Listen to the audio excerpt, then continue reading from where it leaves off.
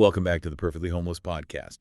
We're evaluating our last state for the Homeless Score project. You can expect to see a wrap-up show very soon. We will share a statewide comparison and a grade for each state. Find out which one ranks the worst and best.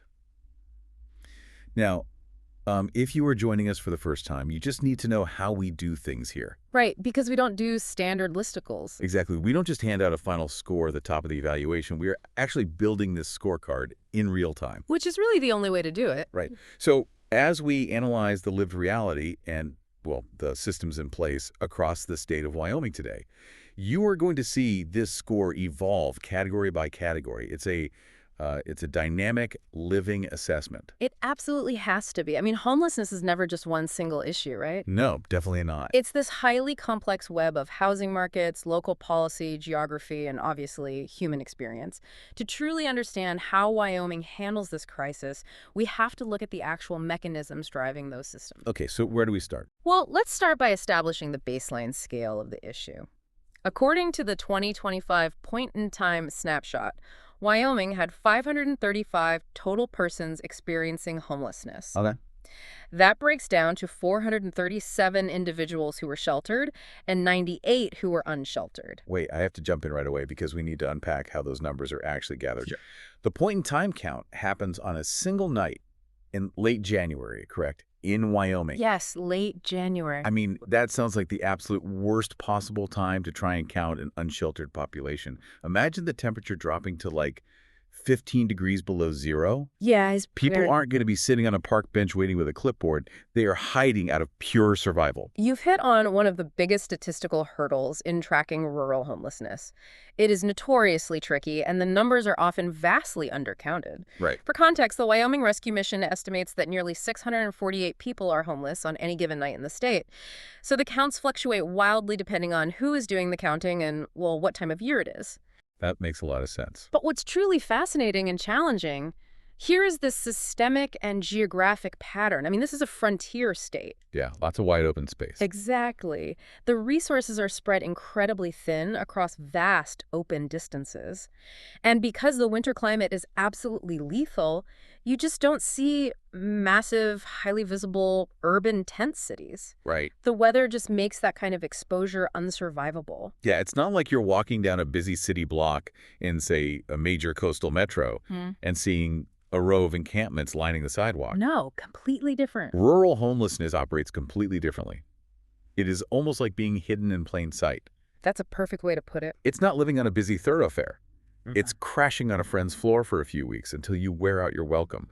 Or freezing in the back of a car parked at some dark rest stop 20 miles out of town. Right, out of sight. And the demographics really seem to reflect that hidden, transient nature. I was looking at the 2024 HUD data, and Wyoming had the highest rate of unaccompanied youth in the entire country, sitting at 20%. Yeah, 20%. It's staggering. Why are so many young people experiencing this in such an isolated state? Well, it's a combination of factors. In rural areas, when a young person ages out of the foster care system or if they have to flee an unsafe home environment, there just isn't a robust, centralized safety net waiting to catch them. Like you'd find in a city. Exactly. In a dense city, a youth shelter might just be a bus ride away. But in Wyoming, the nearest specialized youth facility might be a 3-hour drive across mountain passes. Wow. Yeah.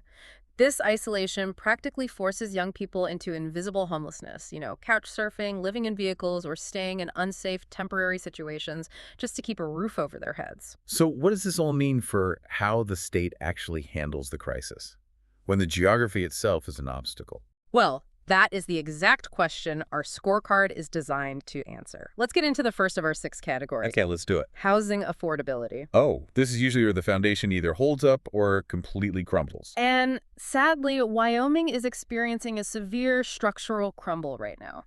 The baseline reality is that the average rent in the state now exceeds $1,000 a month. Okay. If you are working a full-time job on the state's minimum wage, that rent is mathematically unattainable. You simply cannot bridge the gap between your take-home earnings and the actual cost of a basic roof over your head. And I have to imagine that economic gap gets exponentially worse in the resort towns. We know Wyoming relies heavily on seasonal tourism. Oh, it does. And the inequality there is absolutely staggering. Just look at Teton County, where Jackson is located. Okay, what are the numbers there? The median home price there is $1.3 million. You're kidding. 1.3 million. Yes. And it's important to understand why it's that high. It's not just regular market demand. It's a valley entirely surrounded by mountains and federal land. Meaning there's no room to build. Exactly. Strict geographical limits on where you can build. Right.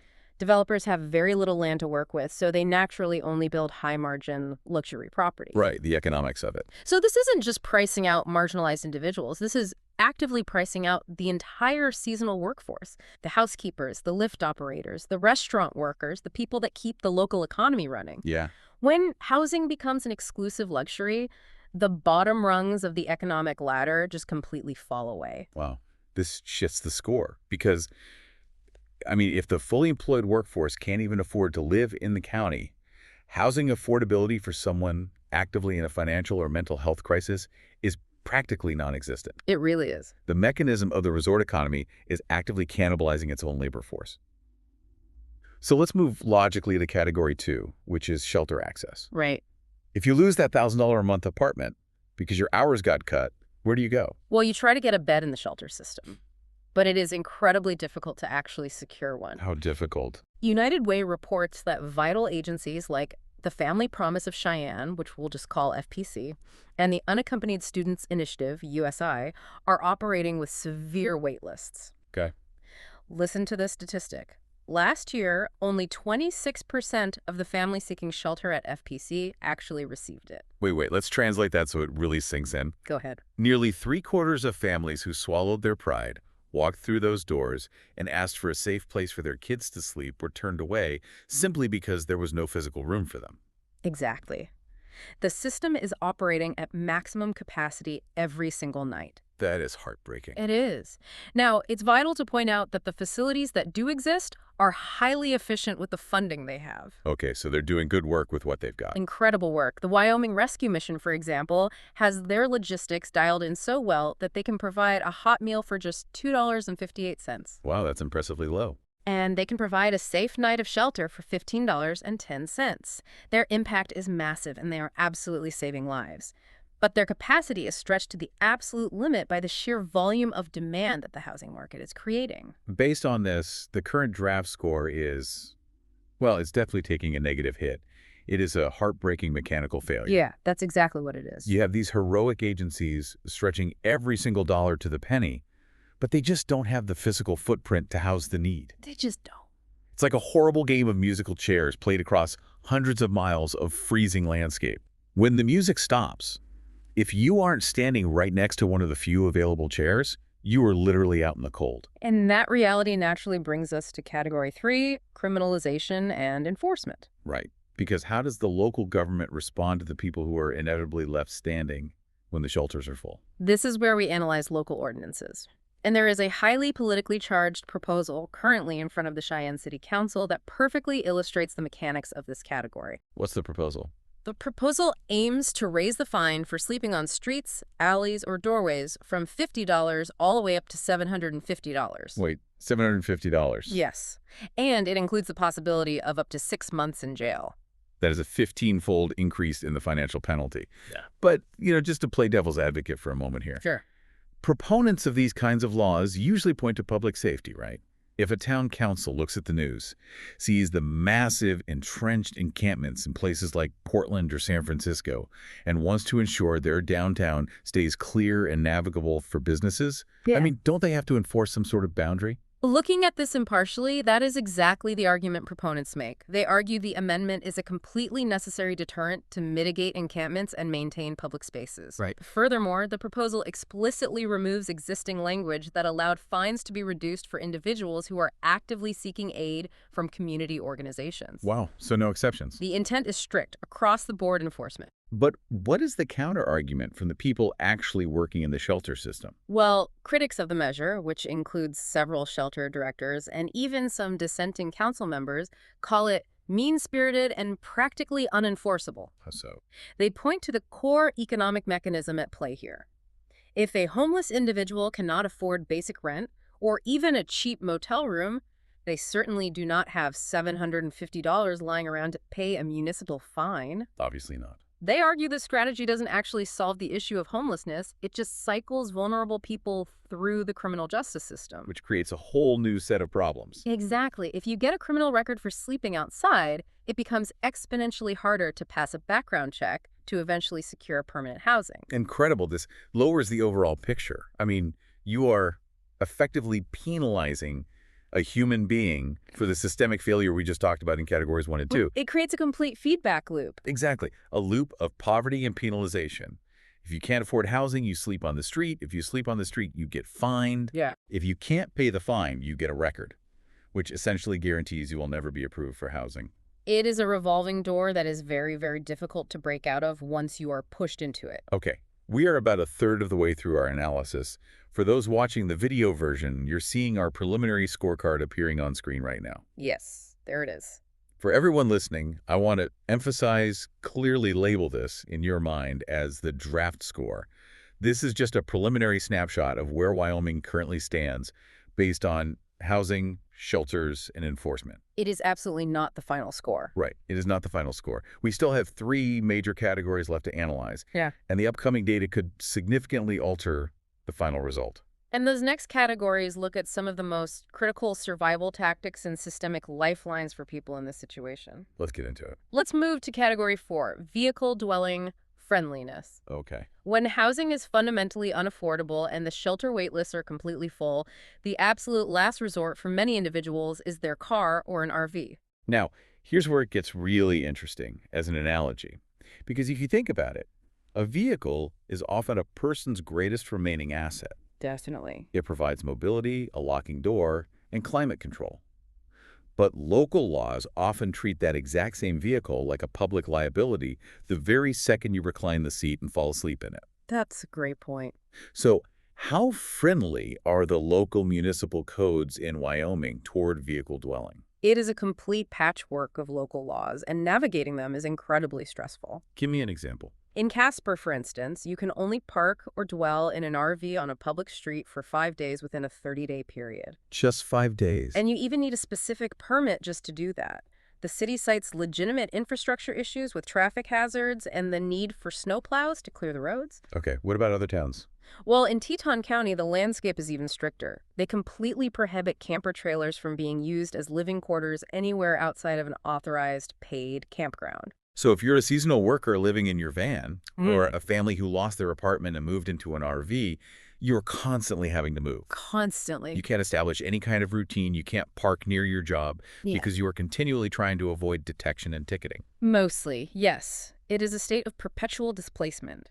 However, there is an interesting exception to this. Oh. The town of Jackson actually implemented a unique municipal initiative. Recognizing that they had a severe housing shortage that was actively destroying their workforce, the local government created a designated municipal campground. A municipal campground. Yeah, right behind their recreation center.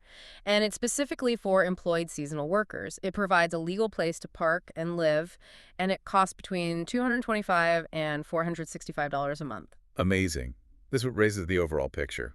Because at the very least, a municipality is acknowledging the reality of the economic situation. Right, they see the problem. And they're providing a legal, safe space for their workforce to exist, even if it is born purely out of necessity, just to keep the local resort economy functioning. It is a very pragmatic step, but, we have to look at the limitations. There's a catch. That municipal campground closes entirely in the winter. You're joking. The town enforces strict 72-hour street parking limits across the board during winter to allow for heavy snow plows to operate. Wow. So right when the brutal Wyoming winter hits, when the temperature drops and people need stability the most, that legal dwelling option completely vanishes. That is a harsh, harsh reality. You get a safe harbor in the summer, but you are pushed out when it gets deadly cold. Exactly. Let's shift our focus to Category 5, Outreach and Social Services. Beyond just physical shelter, what kind of structural help is actually reaching these vulnerable populations? Well, the baseline need for specialized social services is incredibly high in this state. In 2025, data showed that 32% of homeless adults in Wyoming suffered from mental health or substance use disorders. That's nearly a third. But here is the critical systemic flaw. Having a profound medical need does not equate to actually receiving care. According to the National Alliance on Mental Illness, over 52% of Wyomingites who needed mental health care didn't get it simply because of the prohibitive cost. Over half of the people who needed help couldn't afford it. And I imagine geography plays a massive role in that cost, right? Oh, absolutely. If you need to see a specialist, you aren't just paying for the appointment. You might have to pay for a tank of gas to drive 3 hours each way, basically taking a full day off from whatever hourly job you're trying to hold down. Exactly. The logistics of rural healthcare make it exponentially more expensive and difficult to access. Grassroots agencies are fighting an uphill battle against both vast geography and a severe lack of funding. It sounds impossible. But, it is crucial to highlight the very positive localized efforts that are actually succeeding. What's working? The Unaccompanied Students Initiative, which we mentioned earlier regarding their wait-lists, they are actively expanding to meet the need. They're currently opening a third location to increase their capacity for youth from 8 beds up to 15 beds. If we connect this to the bigger picture, it shows incredible dedication. Wow. This shifts the score. Mm-hmm. Because, well, while adding 7 beds might sound like a tiny drop in the bucket compared to a massive national crisis. In a rural area, it's huge. Right. In a rural community, every single one of those beds is a literal, tangible lifesaver for a young person. The impact on those specific human lives is absolute. It truly is. Those local organizations are the vital connective tissue of the state's safety net. And that leads us directly into our final metric, Category 6. Pathways to permanent housing. Yes. How is Wyoming actually helping people break the cycle of homelessness permanently rather than just managing it night by night? So what are they doing? There are highly concentrated, smart efforts happening on the ground. Family Promise of Cheyenne, despite being overwhelmed with immediate shelter requests, is aggressively adding alternative housing programs. Like what? They are focusing their energy on rapid rehousing, homeless prevention, and diversion programs. Hold on. For those listening who might not work in social services, what exactly is a diversion program? A diversion program aims to intercept someone right before they fall into the shelter system. Oh. Instead of waiting for a family to become homeless and then spending thousands of dollars trying to rehouse them, a diversion program might pay a single month of back rent. Or something smaller. Right. Or pay to fix a broken car transmission so the person doesn't lose their job. It's a highly cost-effective way to maintain stability. That makes total sense. The state also utilizes the Housing First model alongside the Wyoming Community Development Authority to try and stabilize populations. And the Housing First model, just to clarify for everyone, is the philosophy that you give someone the keys to an apartment before you demand that they get a job or enter psychiatric treatment, right? Correct. Because the logic is that you can't really expect someone to get sober or build a resume if they are literally sleeping under a bridge. That is the exact mechanism. You establish physical stability first, and then wrap the social services around them. It is a proven model. I hear a but coming. But the overarching consensus among advocates in Wyoming is that while these models are effective, they are essentially islands of success. They need more funding. They desperately need statewide funding and expansion to actually meet the scale of the crisis. Right now, they are doing incredible sophisticated work, but they are only resourced to serve a fraction of the population that desperately needs them. Based on this, the current draft score is stabilizing, but hanging by a very thin thread. The local agencies are clearly doing the heavy lifting, pulling people out of the cycle one by one, but the broader systemic support just isn't keeping pace with the housing market. And that brings us to the end of our data evaluation. It is time to synthesize everything we've discussed and finalize the scorecard. Okay, let's summarize the major strengths and weaknesses we've uncovered in Wyoming today. On the strength side, the absolute backbone of Wyoming's response is the heroic, expanding efforts of local nonprofits like USI and FPC. They're doing amazing work. Their hyper-localized work is directly translating to results. From 2024 to 2025, the state actually saw a 15% decrease in family homelessness and a 5% decrease in chronic homelessness. That is tangible, hard-fought progress. It is. But the systemic weaknesses are glaring, and they really threaten to overwhelm that progress. Very much so. Despite those targeted decreases, the state simultaneously saw a massive 30% spike in veteran homelessness over that exact same year. Wow, 30%. You also have to factor in the severe, life-threatening dangers of the winter climate, a drastic lack of affordable housing where the minimum wage cannot even begin to compete with $1,000 average rents. And the municipal laws. Right, you have highly aggressive municipal enforcement, perfectly exemplified by Cheyenne's push for a $750 fine and jail time for sleeping outside. All right, it is time to assign the official grades for the listener. Let's run through the 6 categories one final time. For housing affordability, given the extreme disconnect between local wages and the cost of rent, exacerbated by the resort economy, it earns a D. For shelter access, with agencies forced to turn away over 70% of families due to capacity limits, yet operating highly efficiently with the tight funds they do have, we're assigning a D plus F. For criminalization and enforcement, due to the legislative push toward heavy financial penalization of poverty that creates a feedback loop of incarceration, it receives an F. Vehicle dwelling friendliness gets a C. It is a harsh landscape of local bans and 5-day limits, but it is slightly elevated by Jackson's pragmatic seasonal worker campground. Outreach and social services earns a C. The high cost of rural mental health care is a massive barrier, but the localized expansion of youth initiatives shows deep community dedication. And finally, pathways to permanent housing gets a C.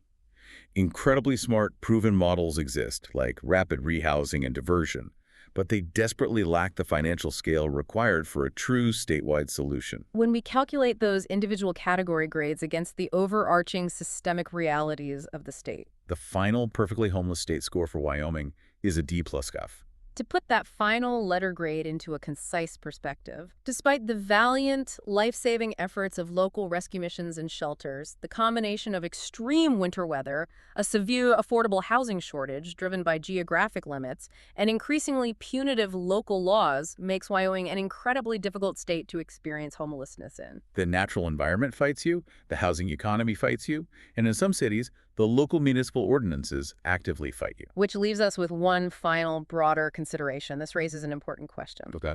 As extreme weather events increase globally and winter patterns become more volatile and unpredictable, how will rural frontier states with vast distances between shelters protect their most vulnerable populations from the elements? That's a huge issue. When an unexpected cold snap hits and the nearest shelter is 50 miles away and already at maximum capacity, what is the survival strategy for those left outside?